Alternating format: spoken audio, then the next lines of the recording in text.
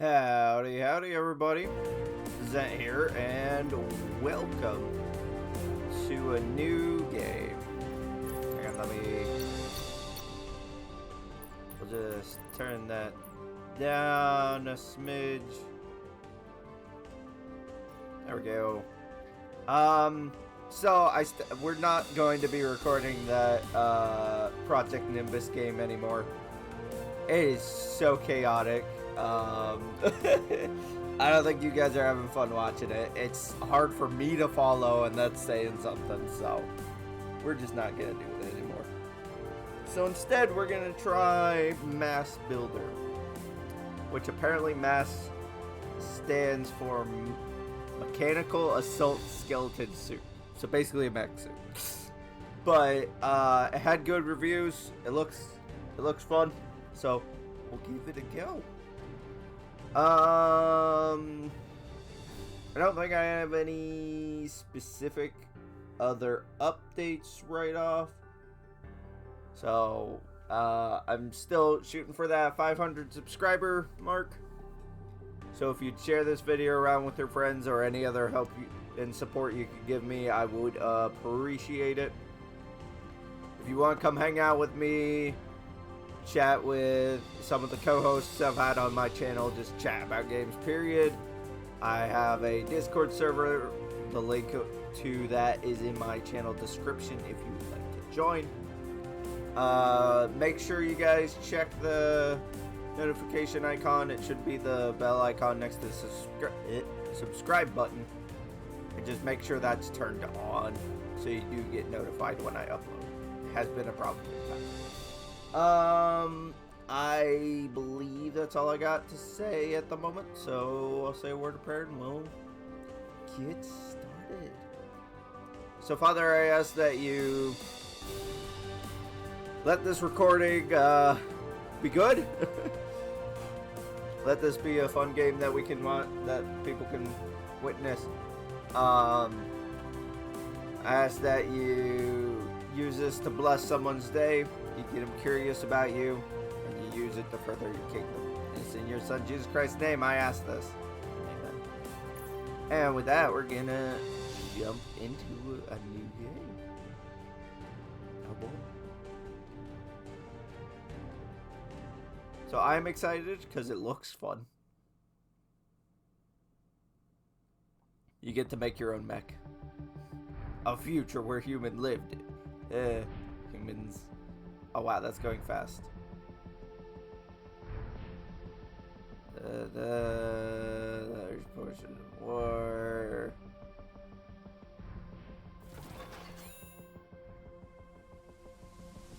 Apparently this game is still in development, by the way. So they could be releasing updates for this. Who knows? I'm excited. Let's see how it is. Chapter 1, Uprising. The beginning of your fight against the threat of humanity, or the threat against humanity. You arrived at a building quite small by the standards of private military company headquarters. Gesundheit. You've seen in other shelters. But this is where you will be for the future. It's your own PMC that your friend proposed you create with their funding, a proposal you could never decline. Hey, we're spending someone else's money. Taking a step inside. I can't talk, guys. Sorry. You navigate through small hallways into a large room. A woman was waiting for you with her determined smile. I don't do a good girl voice, so I'm not gonna read this.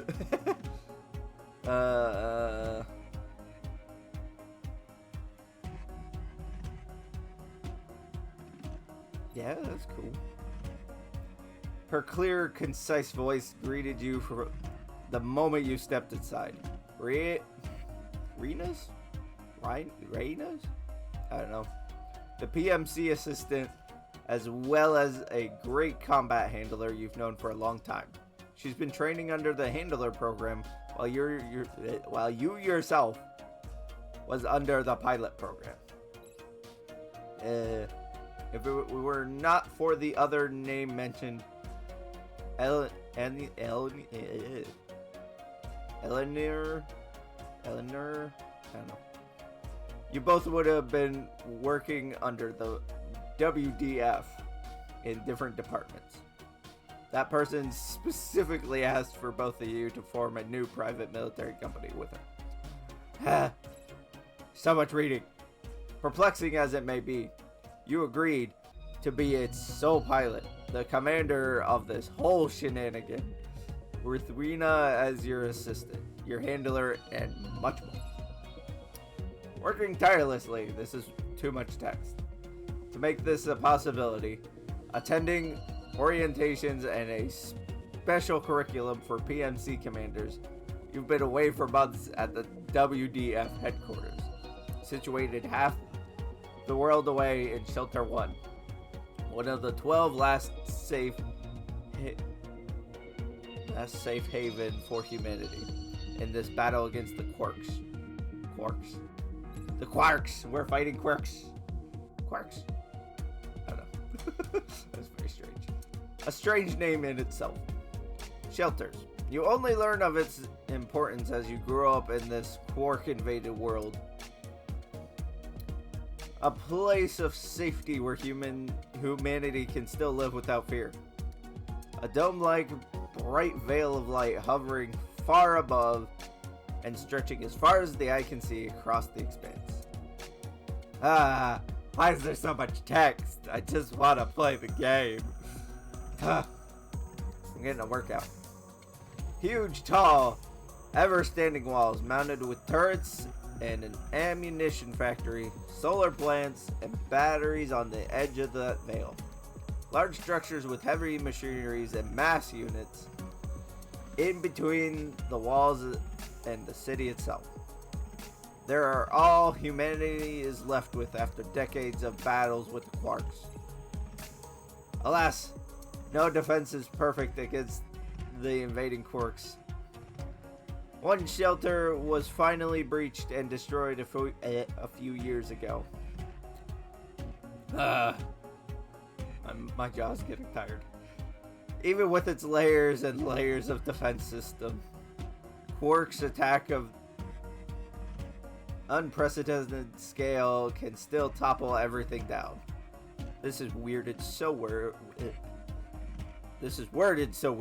I can't talk, guys. Look, this is a problem. That's what humanity and... What?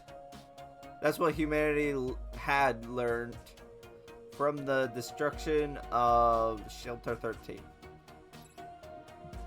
I can't talk. You were never there in person, but your mentors still talk of it till the day you left.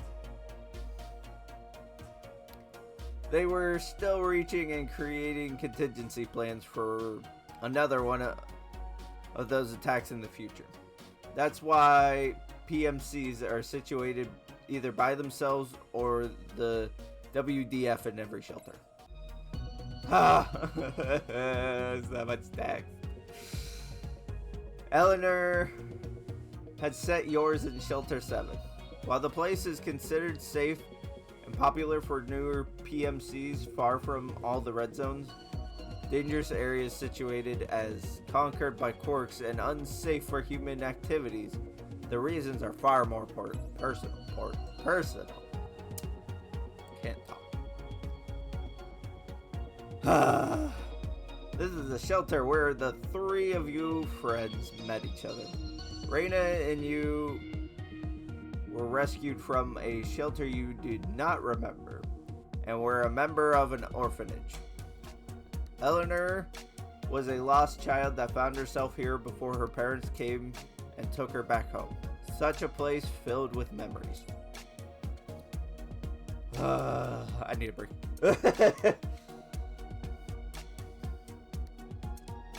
Yes, as far as we know, nothing went wrong. We have a catapult?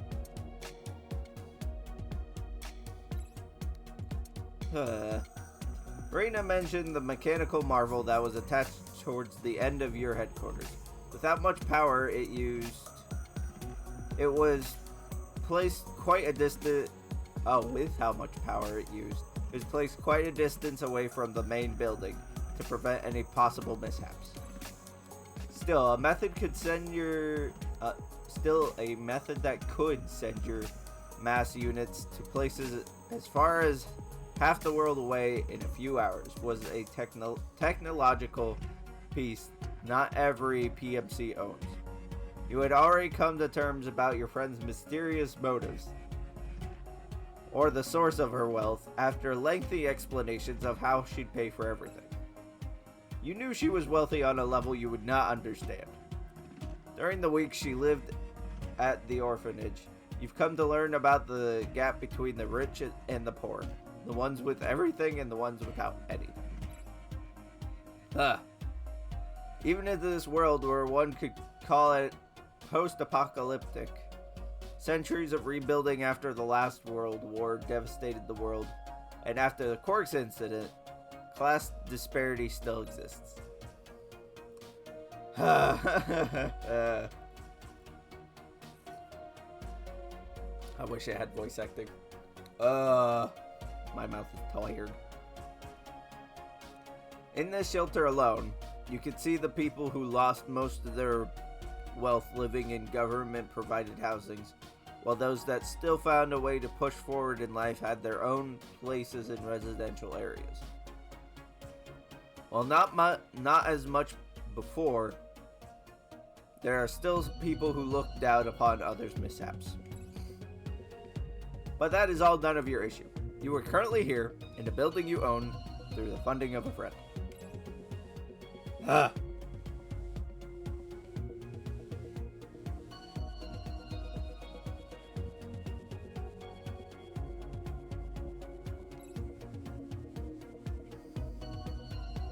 Oh, we need to name our private military company? Oh boy.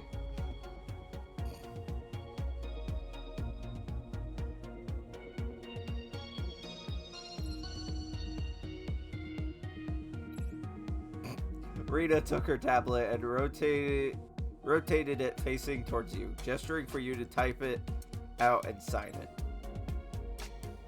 I will try.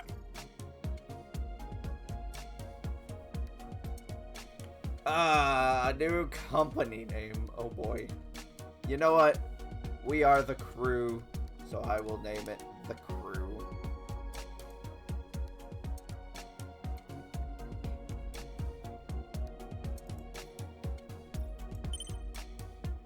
Yes, we are the Crew.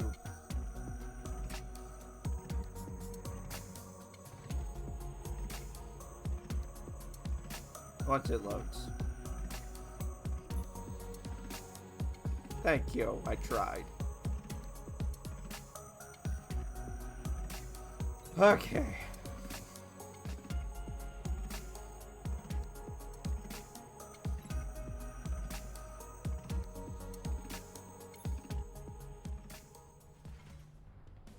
Oh boy. How long did that take? Just the text. I am genuinely curious. That took 13 minutes! Okay, now that we're done with all that text, let's try the mission. You leisurely follow her through a short hallway, reaching her room with monitors on one side, showing a large digital map of the world, graphs, calculations, and text of unprecedented amount, and elevated platform with desks full of documents on the other. Your mentor once told you no matter how far technology has come, people still tend to perform some tasks on things like paper. This crew of yours seems to be one of them. Seeing this messy stack and something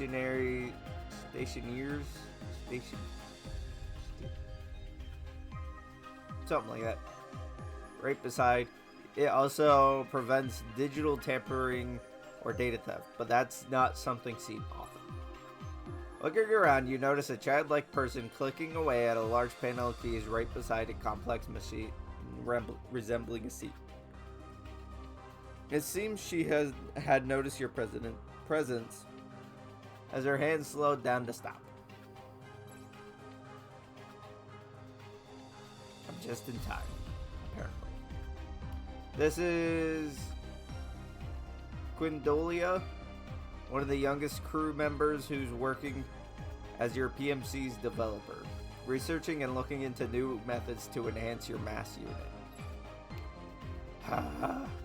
Eleanor mentioned that she's the grandchild of your head engineer in a crew introduction document she prepared for you. It seems the grandfather was a renowned engineer in the past, and even though he wanted to just live in retirement, Eleanor was able to pursue his employment through various conditions. One of them was that your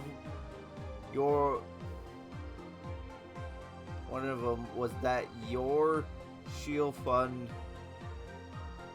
any education for Quindola and provided housing for any crew members who wanted to just stay within the PMC's perimeter so they don't need to travel to and from work. Ah! Coincidentally, Quindolia, as young as she is, does not wish to loiter around freely. Living with him for as long as she remembered, Quindolia was inspired by her grandfather and self-studied her way into M.A.S.S units modification and everything it required, be it mathematics, science, or engineering. But without strength, her grandfather prohibited her from messing around with the hardware and heavy machineries. Resigning herself, she aimed for a position in your PMC where she could work alongside her grandfather instead. And nothing short of a genius, she committed herself to secure the position of a development specialist. Reading through hundreds and thousands of documents from the WDF and setting up this whole place for the purpose of adapting new technologies for your M.A.S.S units. It's too much text.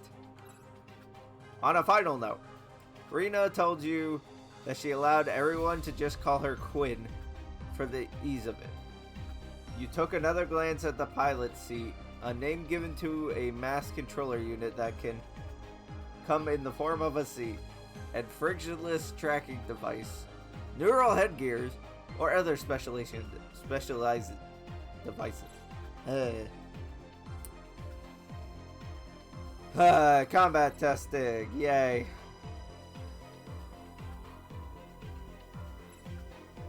There's so much text.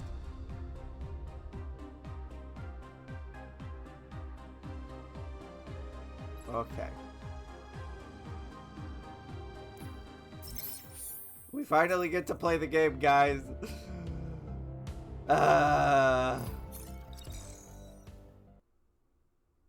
We did it. We can finally play. I'm so happy. Mission start. Whoa, look at this thing. This is a very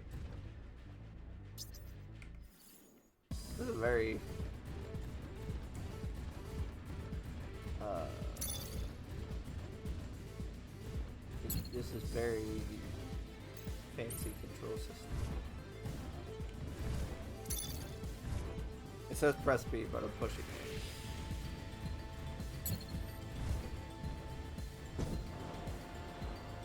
Whee! Actually, that.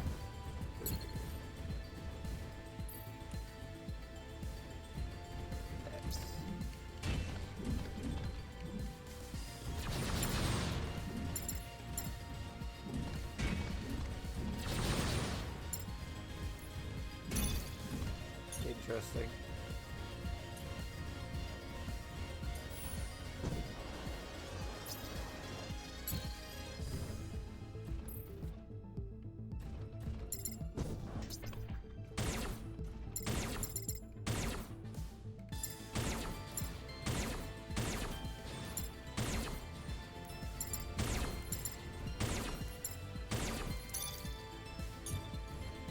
Let's go.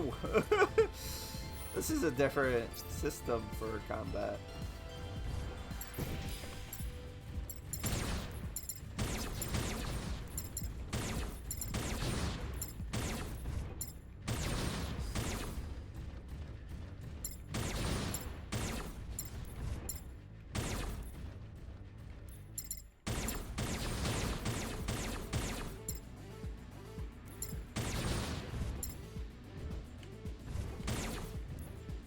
Jump shot. Yeah.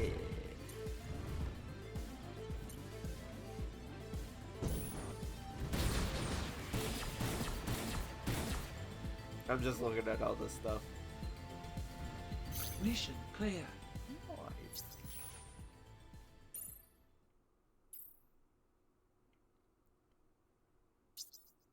Well,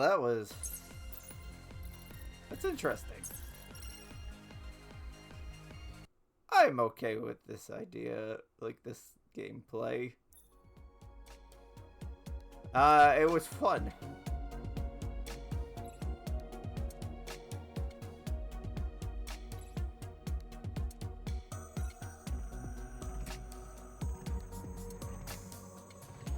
Development directions. Oh boy.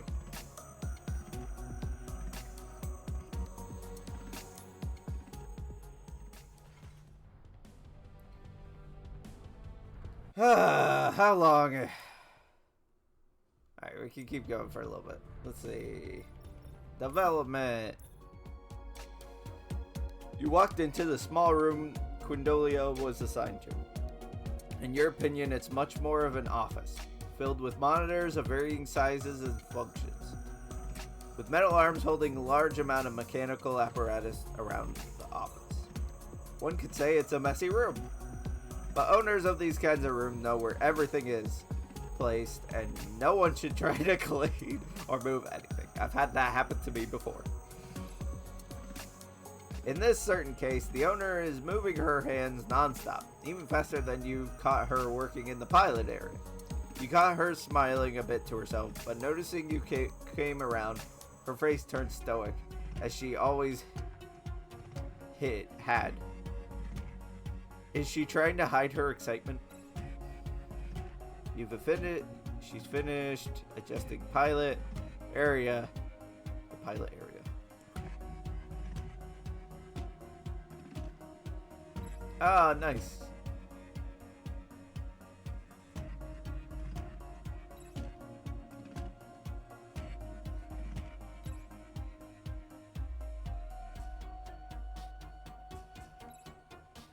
M.A.S.S Builder uses a development and tuning system. In this menu, you can unlock new technologies here and equip them in the tuning menu.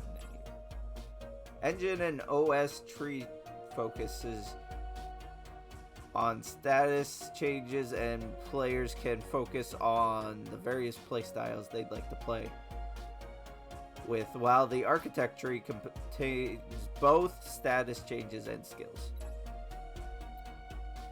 Active effect means the status will only take effect when a certain unit is equipped. Passive effect means that status effects will take effect at all time. Okay.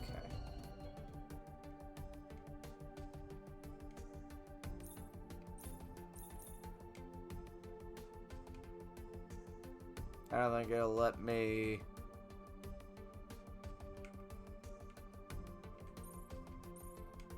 Okay, so we already have that.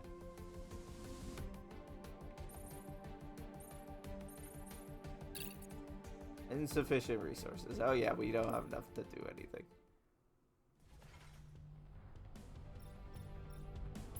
This is all the tutorial stuff, I apologize. As you enter a large room near the hangar, you were greeted with the smell of fumes and paint. This is where your engineers picks their office. That's weirdly worded. With all the different designs of metal and chemical works lying around, a young man yelling and laughing with the crew turns towards you. Waltz? Yeah, have fun in that simulator.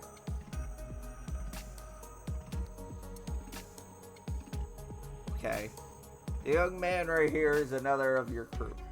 Eleanor did not mention much about him, but he seems to be a trusted apprentice of the aforementioned grandfather of Quindolia. Did I like the design of it? Ooh.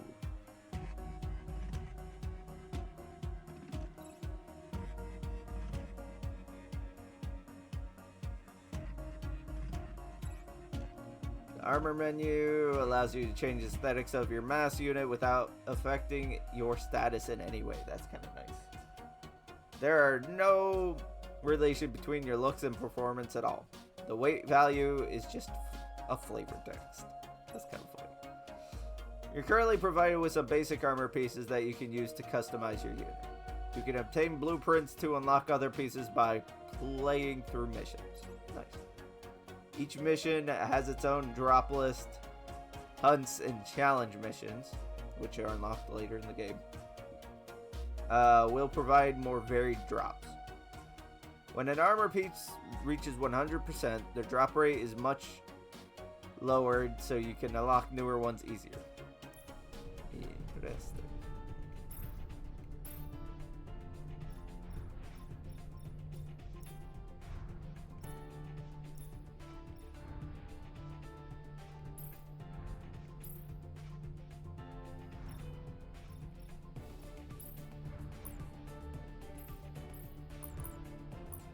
I really don't know what I'm doing. I'll have to play with this later. The customization. What are we at? Let's see if we can knock out all this tutorial stuff. Moving on to a room filled with lots of wirings and power tools.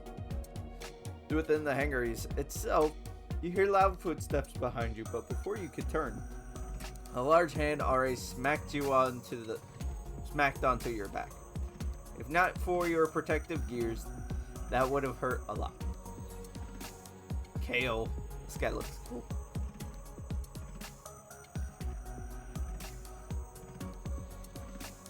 Yes, if I do good, they don't have to repair. And finally, the head engineer, the renowned person who came out of retirement by the convincing words of Eleanor, the one who's a mentor to most of your engineers, including Waltz, the one they call Uncle Kale. His large frame and height would tower over most people, giving him an intimidating presence that contrasts his jolly demeanor of a doting grandfather. During your introduction a month ago, Kale mentioned he survived the days where mass units did not exist yet.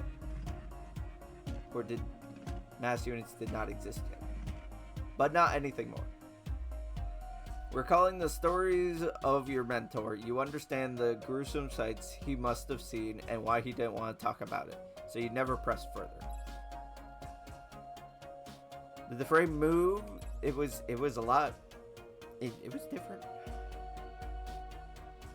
Aside from all the extra stuff, tune up. Okay.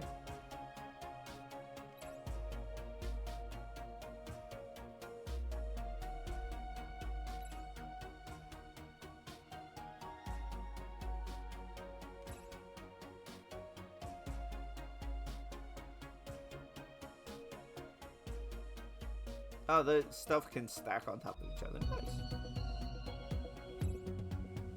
Tuning menu allows you to equip the units you've unlocked through the development menu. Each main unit provides a large status change and can be equipped with more subunits that provide smaller changes to fine-tune your unit. Read more about how to... okay, I can read more about it in the help menu. All these menus are so convoluted. Alright. Well, this is interesting so far. We're gonna end it here. Thank you for watching. I'm sorry it wasn't super exciting. It's a lot of text. But this is what we get when we play through the tutorial. So, if you did enjoy and you see potential in this, leave a like for me. I'd appreciate it. And if you want to see the rest of my nonsense, feel free to subscribe. And we'll see how the rest of this game goes. And with that, I'll catch you guys next time.